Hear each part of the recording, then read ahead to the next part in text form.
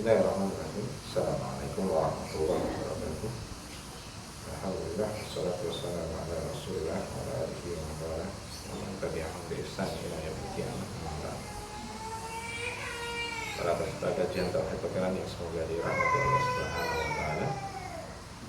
Alhamdulillah, puji syukur kita haturkan kepada Allah Subhanahu wa taala. Di pagi ini kita dipertemukan kembali oleh Allah untuk bisa bertatap muka baik secara online maupun offline dalam rangka untuk mengkaji ilmu agama Allah Subhanahu wa taala, khususnya berkaitan dengan ilmu tauhid atau akidah yang disadikan dari kitab Tauhidul Usul ila Tauhidul Usul yang merupakan syarah ataupun penjelasan dari kitab Tauhidul Usul.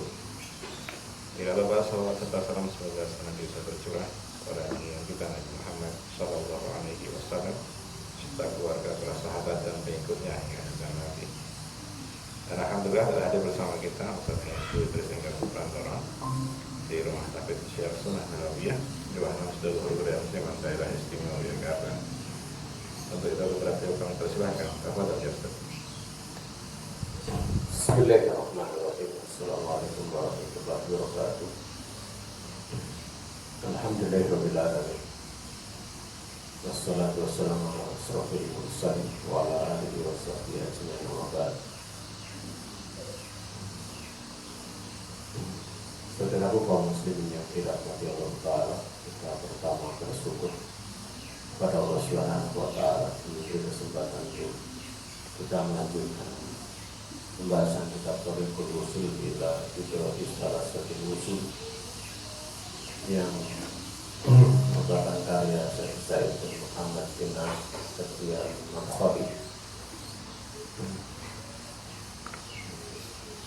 Dimana pada pertemuan kemarin kita sudah membahas mengawali atau berada di bagian penjelasan tentang 4 perkara yang wajib untuk kita mempelajari, yaitu pertama adalah ilmu ataupun mengilmu.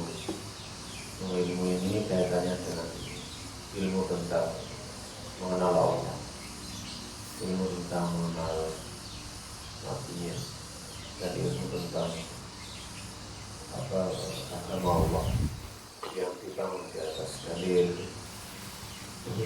kitab dan sunnah. Mari kita akan pada bagian ketiga itu ma'rifatul Islam tidak. Yang pertama ada 3 bagian, dan yang kedua beramal, ketiga bersabar, dan terakhir adalah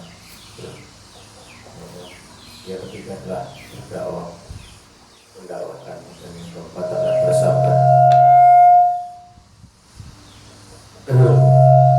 Ilmu tentang mengenal Allah sudah kita bahas pada di bagian pertama, pada poin pertama dari 4 perkara yang wajib dipelajari. Tentang mengenal nabinya itu termasuk kewajiban yang tidak diberi udur seorang pun untuk bodoh tentang. Ya. Mengenal nabi ini adalah cakupannya pertama tentang ma'rifatun nabi, mengenal nabi. Yang kedua adalah mengenal apa yang dibawa oleh nabi, sehingga tidak cukup seorang muslim atau muslimah yang mengatakan, masing-masing mengatakan ana a'rafu Rasulullah sallallahu alaihi wasallam bi anna Muhammad ibnu Abdullah. Ini tidak cukup seorang dia mengatakan saya kenal Rasulullah, dia Muhammad bin Abdullah, itu tidak cukup. Namun dia mesti mengetahui bahwa Nabi itu mursal, diutus oleh Allah memintilah dari sisi Allah. Jika Allah menurunkan kepada beliau kitab, yang kitab ini Quran,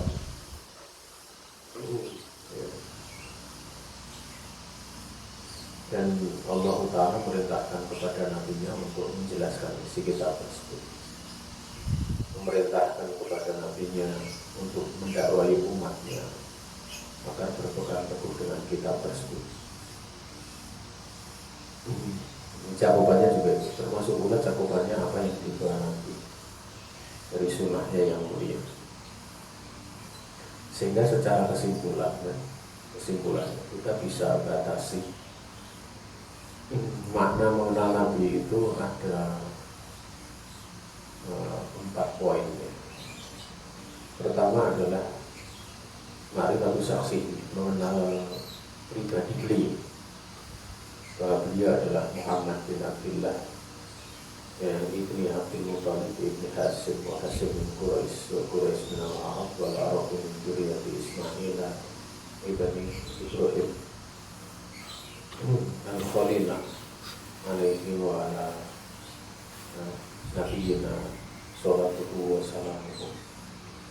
Di pertama mengenal kepribadian beliau dari nasab beliau.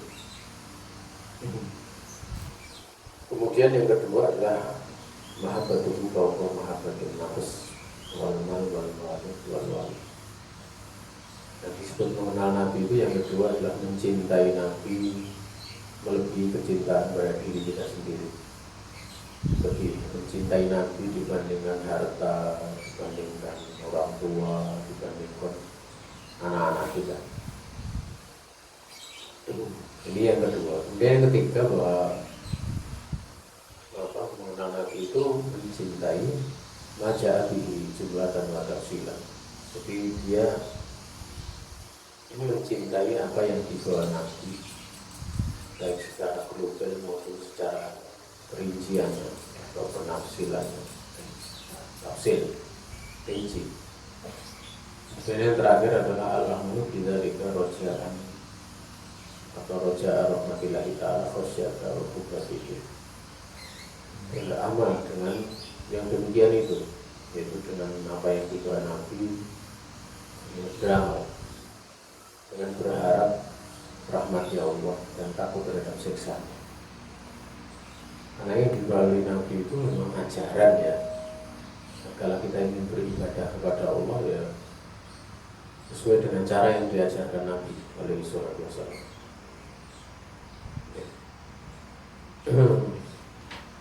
Dan di sini ditambahkan pula ya, kalau tadi kan batasan mengenal Nabi itu bisa dibatasi dengan 4 perkara. Ada pula yang menyebutkan tentang persaksian Nabi Muhammad dan Rasulullah. Nah, persaksian bahwa Nabi Muhammad utusan Allah itu ada 6 syarat. 6 syarat. Ini syarat syahadah Nabi Muhammad dan Rasulullah. Syaratul awal, syarat yang pertama itu al-i'tiraf bi risalatihi wa i'tiqadiha latinan fil qalbi, yaitu mengenal risalah Nabi, kerasulan Nabi, dan meyakini kerasulannya itu batinan fil qalbi, dengan batin ya, dengan hatinya dia tanamkan yang demikian dalam hatinya. Maka iktiraf mengenal risalahnya dan meyakini bahwa risalahnya tersebut, meyakini risalahnya tersebut batinan, tertanam dalam hati. Ini syarat yang pertama. Syarat yang kedua adalah nutqu bidzalika wal iqraru bihi bil lisan, yaitu mengucapkan dengan persaksian anna Muhammadan Rasulullah atau asyhadu anna Muhammadan Rasulullah.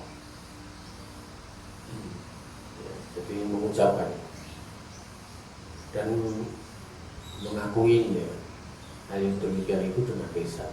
Jadi lisan mengucapkan asyhadu anna Muhammadan Rasulullah. Kemudian syarat yang ketiga itu al-mutaba'atu lahu fil amal bima ja'a bihi amrun wa nahyan wa tahlilan wa tahriman, yaitu mengikuti Nabi di dalam amal, di dalam mengamalkan. Dan amalnya apa? Dengan apa yang Nabi datang dengannya, baik itu berupa perintah, kalau perintah kita, baik itu berupa larangan, kalau larangan dijauhi, baik itu sifatnya penghalalan dengan menghalalkannya, ataupun tahriman, pengharuman, berarti dengan mengharamkannya. Jadi mesti kita tundukkan hal demikian itu kepada apa yang dibawa oleh Nabi untuk mutaba'ah. Sekalipun misalnya ada orang yang dia sudah mengucapkan syahadat anna Muhammad dan Rasul, tapi melanggar perintahnya atau melakukan apa yang menjadi larangannya. Tapi mesti harus ada keyakinan bahwa apa yang dilakukannya itu haram, karena Nabi melarang. Atau dia juga mesti meyakini haram karena Nabi memerintahkan kok kita tidak melaksanakan. Yakini itu.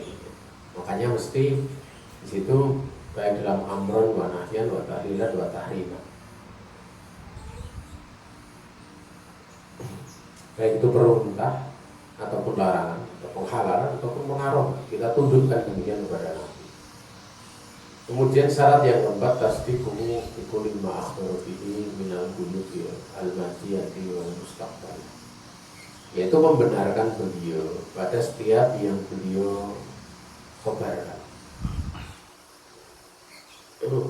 dari perkara-perkara gaib yang dahulu maupun yang akan datang. Perkara gaib yang dahulu misalnya kisah Bani Israel, kisah tentang Nabi Nuh alaihissalam, atau mungkin kalau seperti itu kan dalam Al-Quran. Ya dalam hadis juga ada kayak kisah Jurej. Kisah Jurej itu dalam hadis gampang, yang panjang. Nah, juga bisa pula perkara gaib yang akan datang, kayak Imam Mahdi, kemudian nanti di akhir zaman itu kelak akan ada demikian dan demikian, mungkin kaitannya pembunuhan Dajjal.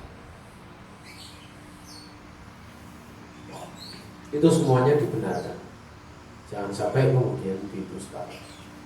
Ini syarat yang keempat.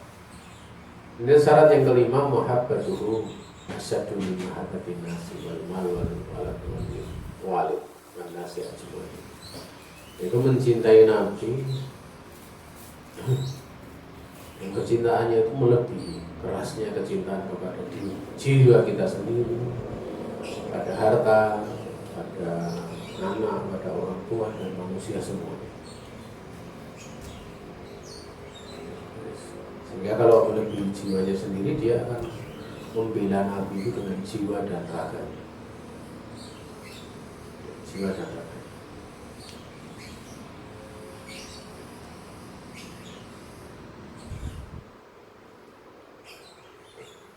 Makanya dulu para sahabat itu kalau ada yang ketangkap di masa dulu itu ada yang ditangkap orang kafir, itu biasanya akan ditanya, maukah tempat kamu itu digantikan oleh Muhammad SAW? Mereka rata-rata mengatakan tidak akan rela. Mereka selalu mengatakan tidak akan rela, sekalipun Nabi SAW terbusuk duri. Ini menunjukkan kecintaan sahabat luar biasa kepada Nabi SAW. Nah, kemudian syarat yang ke-6 itu taqdimu qawlihi ala qawli uli ahadin wala amalu bisunnati. Syarat yang ke-6 itu mendahulukan sabda Nabi melebihi daripada seluruh ucapan siapapun. Ini termasuk prinsip. Banyak orang itu karena mengikuti ulama, kalau datang hadis Nabi ditolak dengan berbagai macam alasan. Dulu ada seorang di masa Ibnu Abbas itu, Ibnu Abbas sedang menyampaikan hadis tentang keutamaan haji tamattu. Kemudian dia membawakan, yang mendengar itu membawakan ucapan Abu Bakar dan Umar. Itu Ibnu Abbas marah. Dia mengatakan hampir-hampir hujan batu itu, atau dikhawatirkan hujan batu itu akan turun dari atas langit, karena aku berkata, Rasulullah bersabda, tapi kalian mengatakan Abu Bakar dan Umar berkata, yusiku antan zila alaikum ijaratun minas sama. Aku mukola Rasul wa takun kola Abu Bakar wa Umar.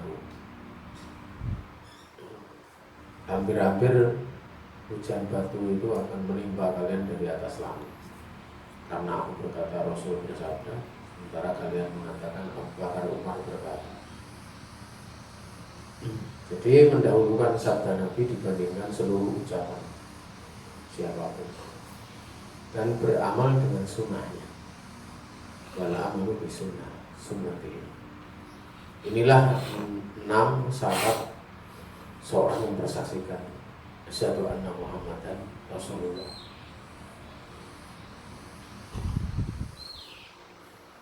Allah Ta'ala telah mewahyukan kepada nabinya an yuballighul ummatahu umuma risalati.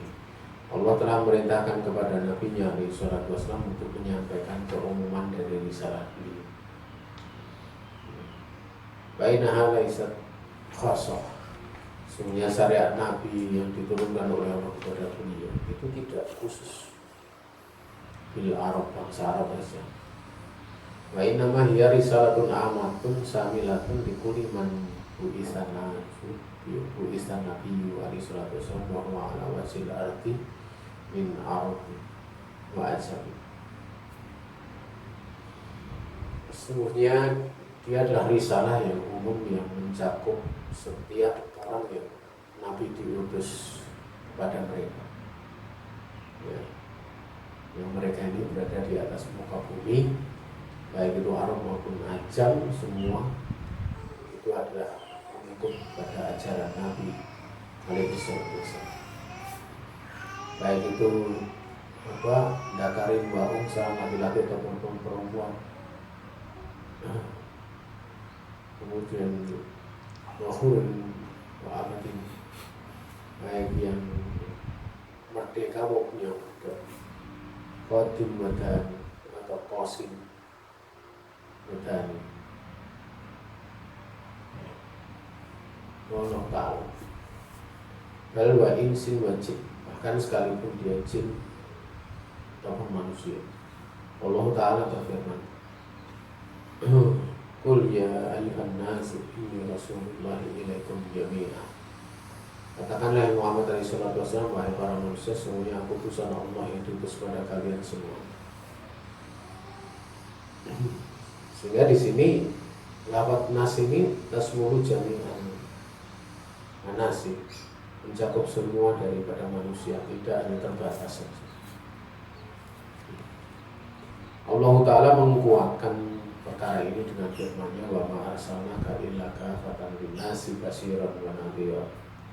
Dan tidaklah kami utus kepada engkau, wahai Rasulullah SAW, kecuali kamu itu diutus untuk kafatan linnas, untuk seluruh manusia. Kamu itu sebagai basiran, memberi kabar gembira, dan juga nadhiran, sebagai memberi peringatan, ancaman. Lafaz kafah itu tufidul umum, menunjukkan makna umum, ya. Sehingga kesimpulannya, bala yakhruju an risalatin nabi ahadun minal iqamatil ladzina bu'ithun nabiyyu alaihi salatu wasallam wa huwa ala wasil ard. Sehingga tidak ada seorang pun keluar dari risalah Nabi, ya, untuk umat yang memang telah diutus kepada mereka itu Nabi alaihi salatu wasallam.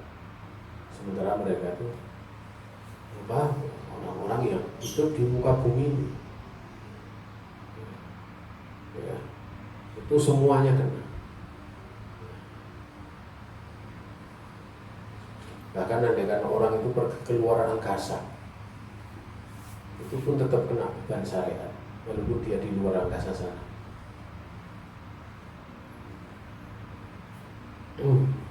Wa akada Nabi alaihi salatu wasallam hadal umum wa hadal sumun bi qaulihi ta'ala bi qaulihi walladzi nafsu Muhammadin alaihi salatu wasallam bi yadihi la yasma'u bi ahadun min haula'il kalimat.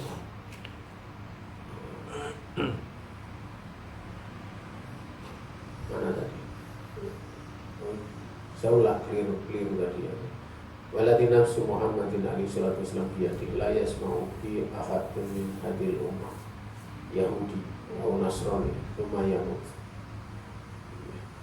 walam yu'min billadzi ursiltu bihi illa kana min ashabin nar. Nabi bersabda demi itu, jiwa Muhammad SAW di tangannya. Tidaklah ada seorang pun dari kalangan umat ini, tidak dari Yahudi, tidak dari Nasrani, yang dia mendengar, tidak atau belum mendengar, tidak mendengar dari itu, kemudian dia mati dalam keadaan tidak beriman dengan apa yang aku diutus dengannya, kecuali dia bagian dari penghuni neraka.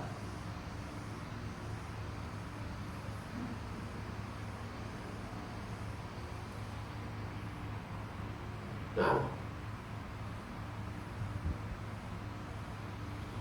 kemudian adanya seruan orang-orang Yahudi, seruan dari orang-orang Nasrani, wadakwa man yadai anakmu ya abdullah kita bisa bikin bil furqan bahkan nuzulul furqan.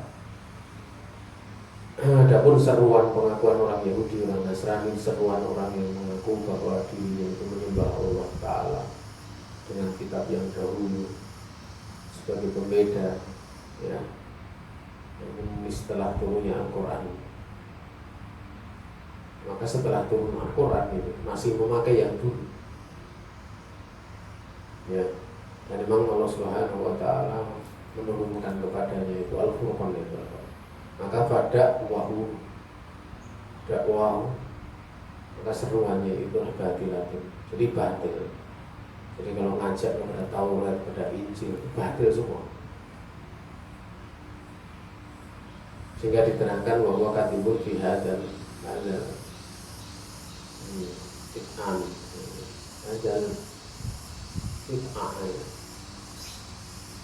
Ya, dia berdusta dalam pengakuan ini atau iddia. Ya Allah Ta'ala ja'ala hadzal furqana muhaiminan ala jami'il kutub. Karena Allah Ta'ala telah menjadikan Al-Quran itu sebagai penjaga di antara kitab-kitab yang lain. Ja'ala Nabi wali sallallahu alaihi wasallam khotaman di jami'in umam, di jami'in Rasulullah walambiya wala yajuzu li ahadin an yata'abbada illa bima syara'an Nabi wali sallallahu alaihi wasallam alladzi la yantiqu anil hawa. Dikarenakan memang Nabi alaihi salatu wasallam,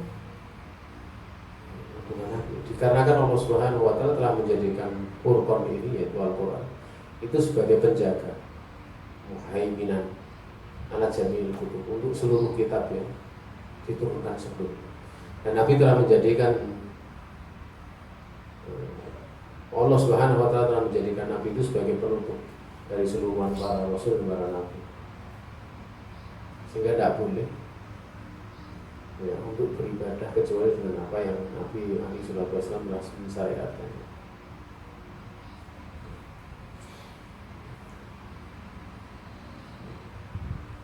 Karena Nabi alaihi salatu wasallam itu di dalam berfirman, dalam bersabda itu tidak dari hawa, tidak dari keinginannya, tapi wahyu dari Allah Subhanahu wa Ta'ala. Nah, ini ma'rifah kepada Nabi. Kemudian yang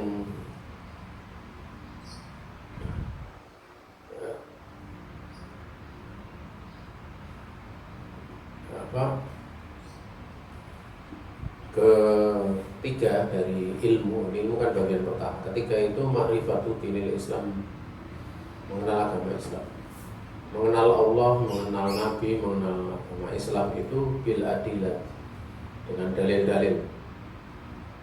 Ya, Allah telah memberikan penjelasan tentang ahwal dirinya. Nabi juga telah menjelaskan tentang ahwal Allah, nama, sifat, ya, perbuatannya. Juga di dalam mengenal Nabi itu Allah Subhanahu wa Ta'ala dalam Al-Quran juga mensifati Nabi. Nabi juga mengenalkan kepada kita tentang beliau sendiri. Dan tentunya tadi bahwa mengenal Nabi tidak sekedar mengenal Nabi, tapi memang mengenal risalahnya.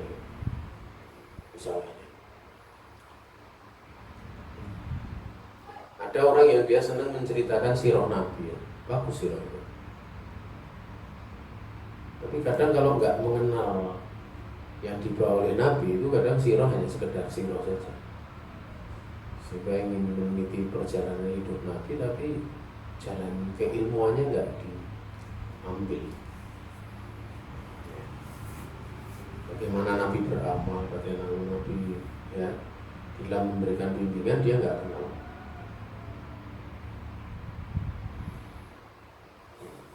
Adapun ma'rifah dinil Islam ini bab yang luas ya. Karena agama Islam itu seluruh beban-beban syariat baik yang sifatnya ucapan demikian pula perbuatan ya, itu dia sifatnya terterap di bawah aturan-aturannya baik yang dohir maupun batin semuanya di sini.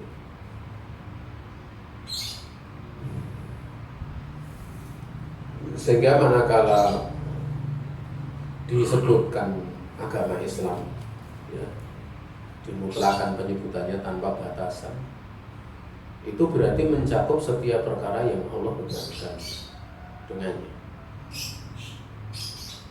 baik untuk jin, untuk manusia. Memang perkara-perkara yang dibebankan oleh Allah untuk jin maupun manusia bisa misalnya faraid, berkaitan berbagai macam kewajiban seperti sholat fardu, juga berkaitan al-wajibat, hal-hal yang wajib, juga suatu yang sifatnya larangan itu juga masuk di situ. Dan pada perkara-perkara yang lainnya dari beban-beban syariat yang Allah telah menciptakan manusia dan jin itu untuk maksud tujuan tersebut.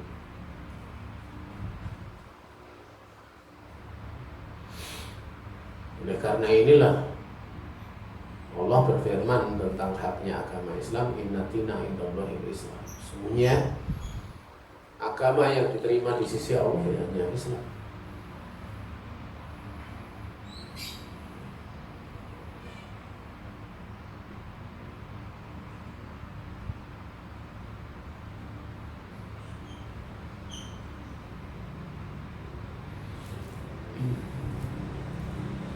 Juga diterangkan oleh beliau, wa akhbarallahu subhanahu wa ta'ala annahu man arada an ya'badallaha bidini ghairil Islam fa ibadatuhu batilatuh. Dan Allah mengkhabarkan bahwasanya barang siapa menginginkan beribadah kepada Allah tanpa agama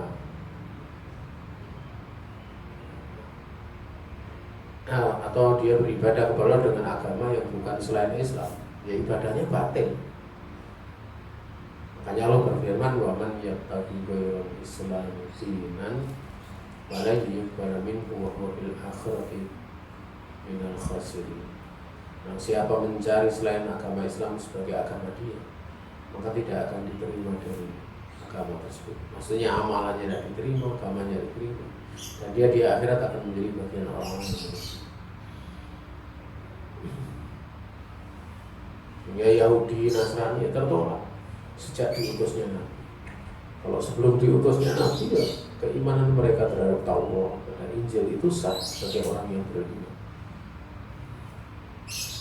Makanya Nabi alaihi salatu wasallam tatkala melihat waktu itu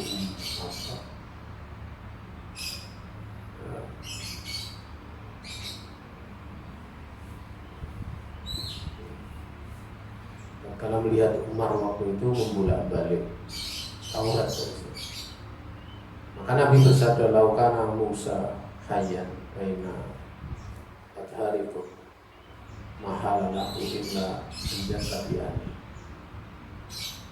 Beliau bersabda, dengan Musa itu dia masih hidup di tengah kalian, maka tidak halal untuk Nabi Musa kecuali dia mesti mengikuti aku.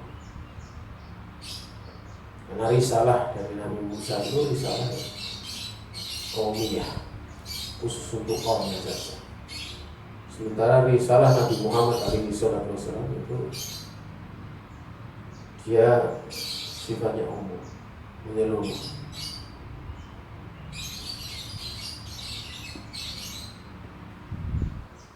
Nah, kemudian untuk bahasan yang kedua yaitu al-amalu bihi, itu beramal.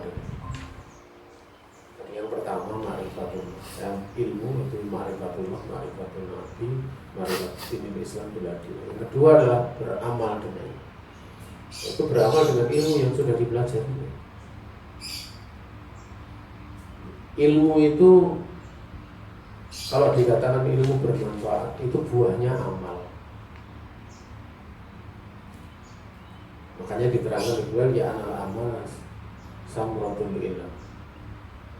Amal itu buah dari ilmu.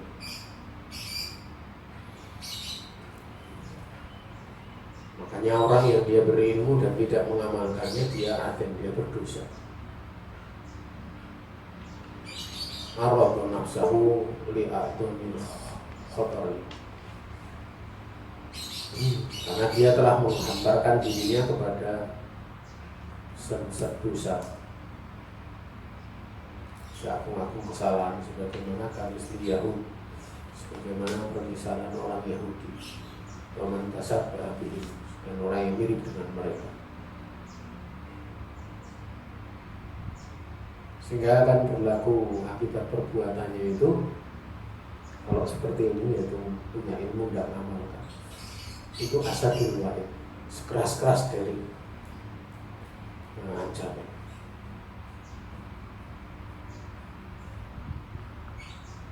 Makanya ulama kita mengatakan man fasada min ulama'ina fabihi sibhun minal yahud, wa man fasada min ubadina fabihi sibhun minal nasara aw samahun. Negara ini berkata kalau orang yang dia rusak dari kalangan ulama kita ini, maka sungguh itu adalah penyerupaan orang-orang yang menyerupai Yahudi. Demikian pula barang siapa yang rusak dari ahli ibadah kita, maka itu menyerupai Nasrani. Karena Nasrani semangat ibadah tapi tidak Yahudi atas ilmu. Yahudi menyepelekan.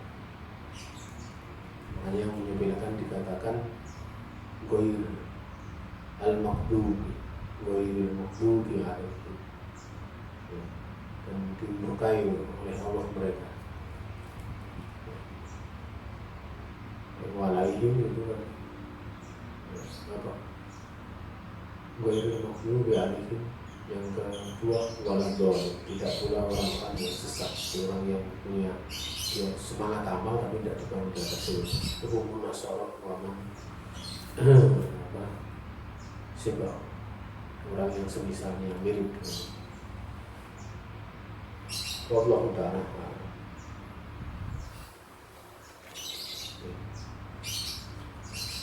Cukup masalah amal ini, besok kita lanjutkan. Kalau ada salah datang dari pribadi diri saya sendiri, atau bisa saya istighfar kepada Allah Subhanahu wa Ta'ala. Mana benar semata mata kuasa dan kemampuan Ta'ala berikan kepada kita. Subhanallah wa bihamdihi asyhadu an la ilaha illa anta astaghfiruka wa atubu ilaik. Kalau ada pertanyaan kita persilahkan.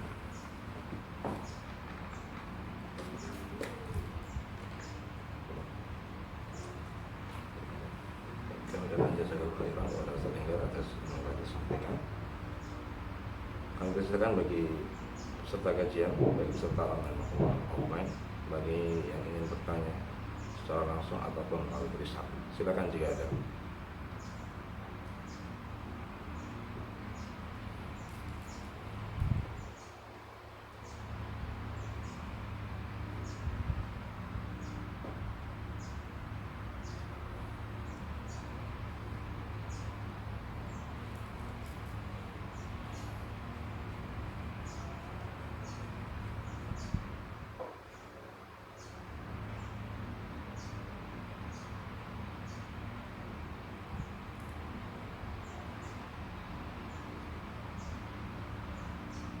ya.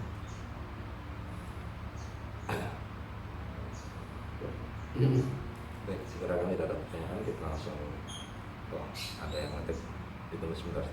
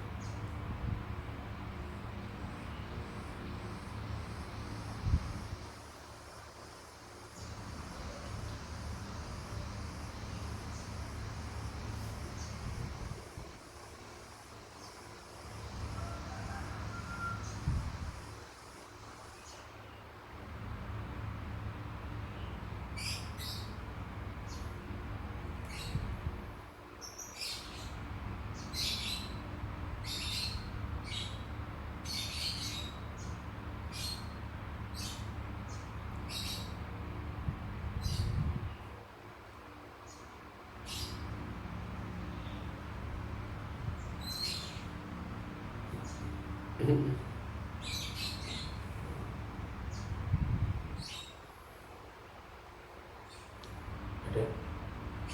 Ada, tapi masih mengetik. Masih mengetik.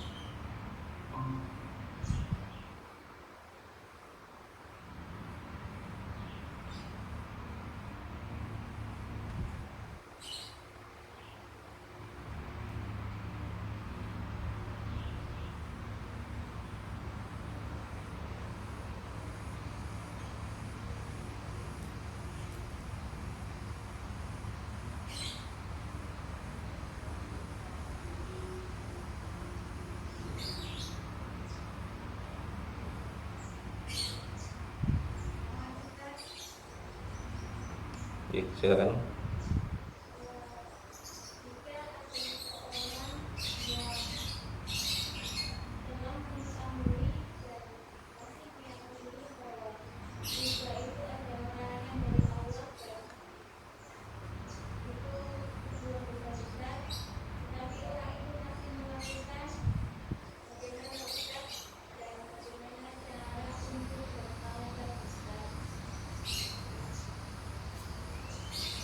Ya kalau apa di dalam Al-Quran itu bagi orang yang sudah tahu kemudian melanggarnya kaitannya dengan secara khusus riba, itu Allah memberikan ancaman, tantangan, sifatnya tantangan tahaddi, yang mana Allah dan Rasulnya menyatakan perang kepada peperangan.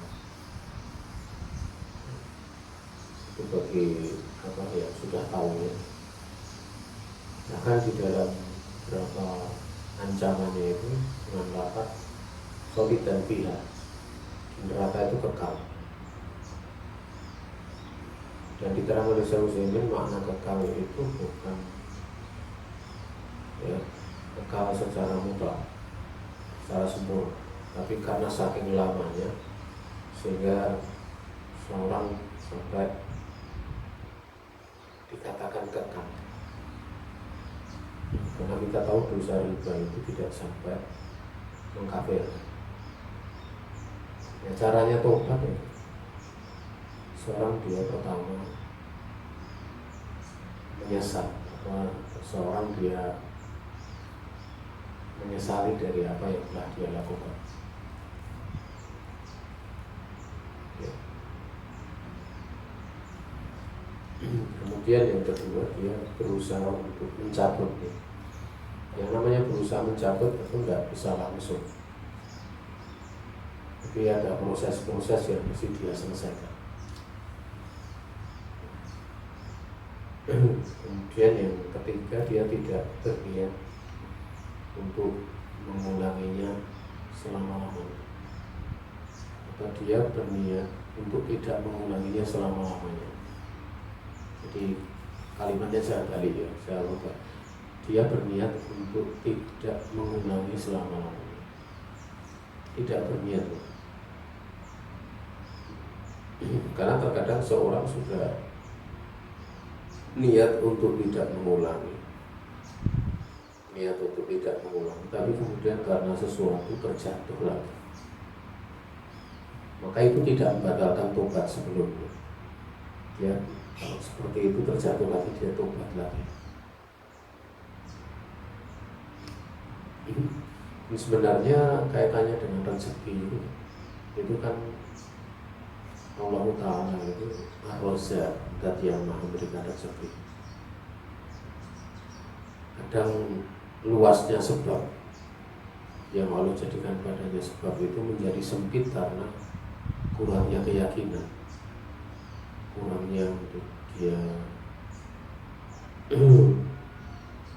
atau dia menyangka Allah namun dengan sangkaan yang kurang pas. Harusnya dia sangka baik kepada Allah, sangka baik kepada Allah Subhanahu wa Ta'ala. Yang paling penting adalah bersabar, banyak istighfar. Kalau penyelesaian masalah ya, di antara penyelesaian masalah itu kan dengan takwa.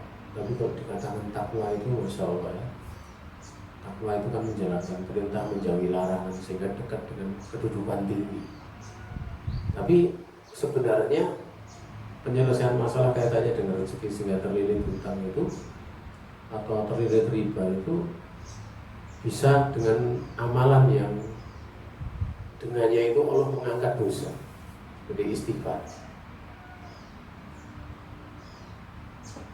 Bahkan Nabi bersabda, man lazima al-istighfar, barang siapa melazimi istighfar,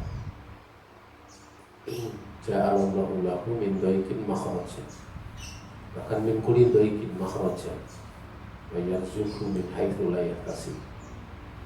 Barang siapa yang dia melazimkan istighfar, banyak istighfar, maka Allah akan menjadikan dari tiap kesulitannya itu jalan keluar. Dia akan diberi rezeki dari arah yang tidak disangka. Itu banyak istighfar terus, dan itu butuh ketulusan ya, untuk kesungguhan. Apakah istighfarnya tulus atau tidak itu butuh waktu.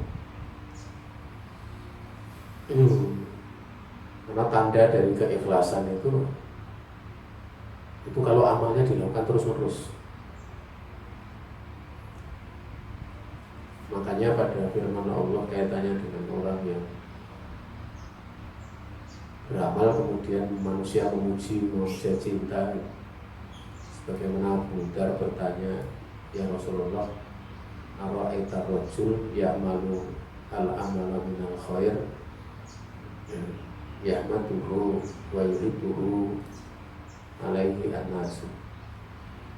Dia bertanya waktu itu, bagaimana pendapat engkau ya Rasulullah kalau ada seorang laki-laki mengamalkan amalan kebaikan, kemudian manusia memuji dan mencintainya. Maka Nabi bersabda, tilka ajilu busran mu'min, itu adalah kabar gembira yang disegerakan oleh Allah kepada orang yang beriman.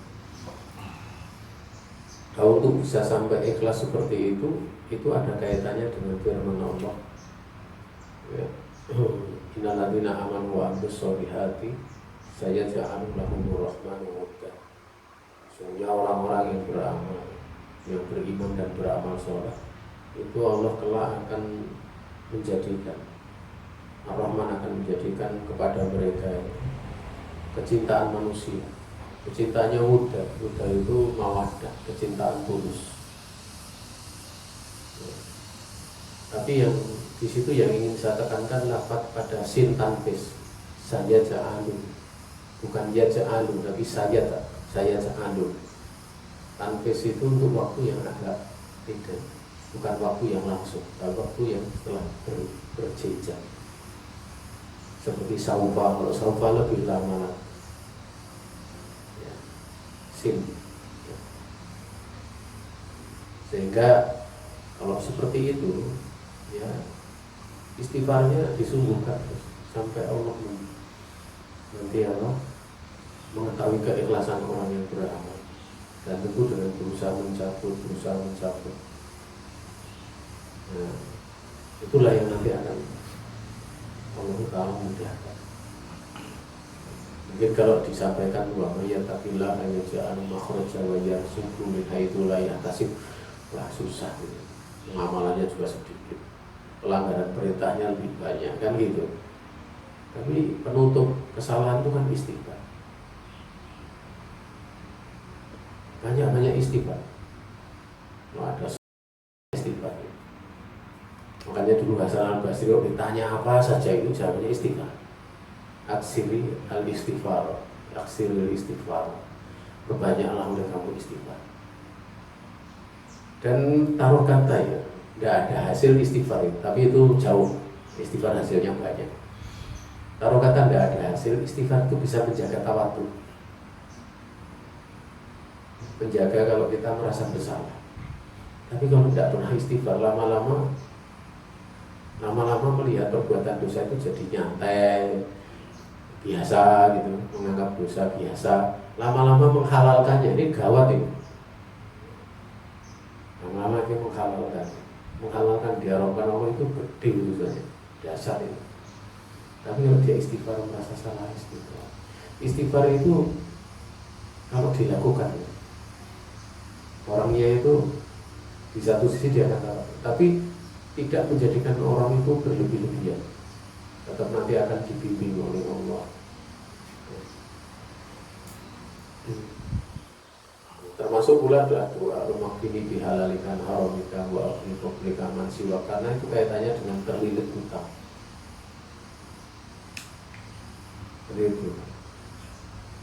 Dan misalnya kita itu istighfar kemudian terlilit hutang itu, atau kita rubah itu, isi dalam hati itu insya Allah itu akan terjaga untuk niat untuk membayarnya, menyelesaikannya gitu. Ya. Itu kalau caranya, ya, itu diantaranya seperti itu. Ya mudah-mudahan Allah Subhanahu wa Ta'ala mudahkan kepada kita untuk bisa terjauh dari hal-hal yang membahayakan agama maupun dunia kita. Nah, ada pertanyaan? Bentar ya. Saya kadang kalau pas kajian ini ya mungkin saya agak ngantuk sedikit ya. Karena kalau hari Sabtu seperti ini kajiannya ini kajian kelima ini. Yang kajian kelima tadi dari pada subuh sampai jam 6 lebih, setengah 7 tadi ada sampai jam setengah 8, 2 pelajaran. Kemudian ada pelajaran melalui santri yang kelima yang ke ini. Nanti masih ada 2 pelajaran 6, 7. Itu biasanya 4 ini yang agak ngantuk. Ya. Assalamualaikum. Apa ada pertanyaan, misal dalam keluarga masih melakukan berapa harian orang meninggal hanya menyediakan makan dan sembako untuk bukan tidak ada sesaji dan hanya membagikan bahan sembako saja dan makan di tempat, apakah kita perlu membantu atau tidak karena masih satu rumah yang berdua? Kalau dia mampu untuk tidak membantu itu yang terbaik, yang terbaik.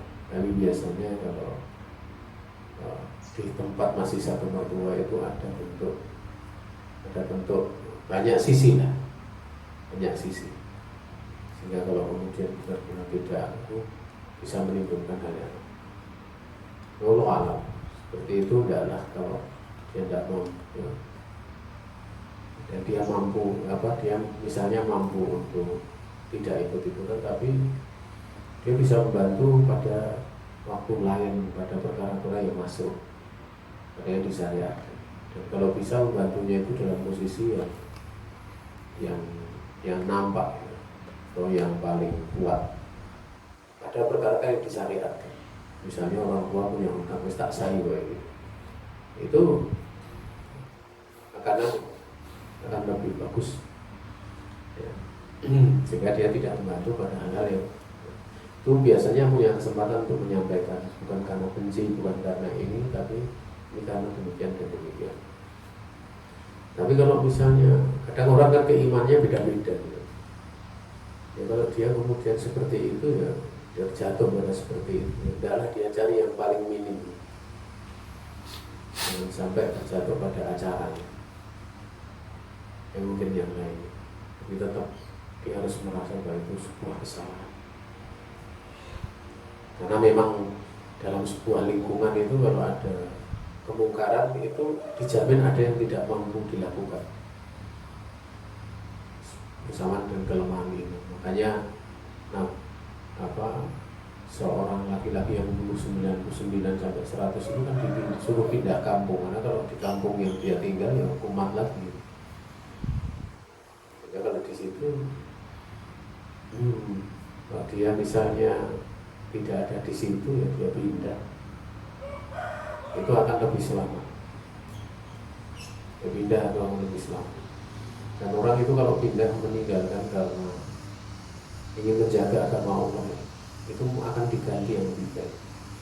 Mungkin karena bersama dengan orang tua, bersama dengan mertua, itu ada yang lebih lebih mudah itu.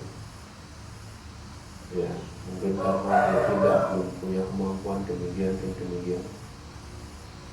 Ya. Tapi kalau kemudian dia pindah memang niatnya ingin menyelamatkan agama, Allah itu akan memberikan keluasan. Allah Maha tahu sebenarnya niatnya itu apa. Dan tentunya tidak dengan niat untuk bermusuhan kepada orang tua, kepada mertua dan yang lain sebagainya. Tapi semata-mata ingin menyelamatkan agama. Nanti akan ada jalan, insya Allah ya, akan ada jalan untuk memperbaiki hubungan. Karena sebenarnya ini bisa seperti ini banyak ya, terjadi banyak.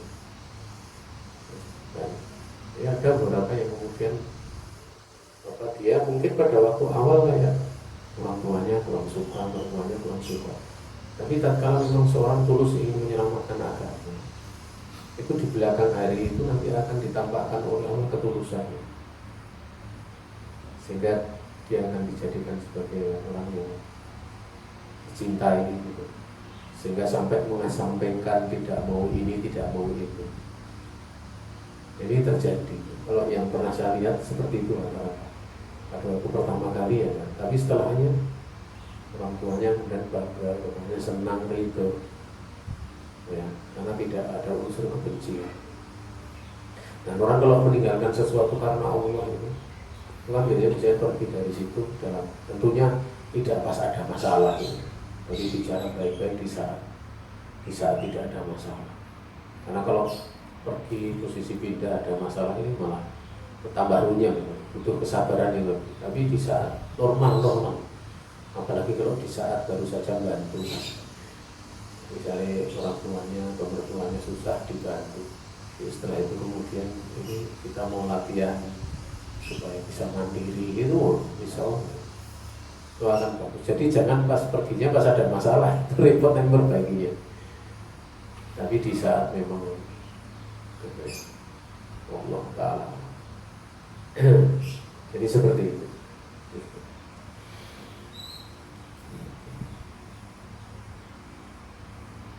Mungkin ini yang bisa disampaikan. Masih ada?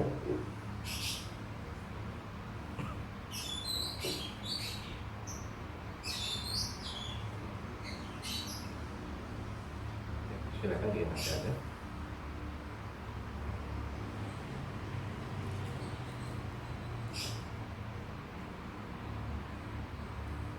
Ya cukup Ustaz.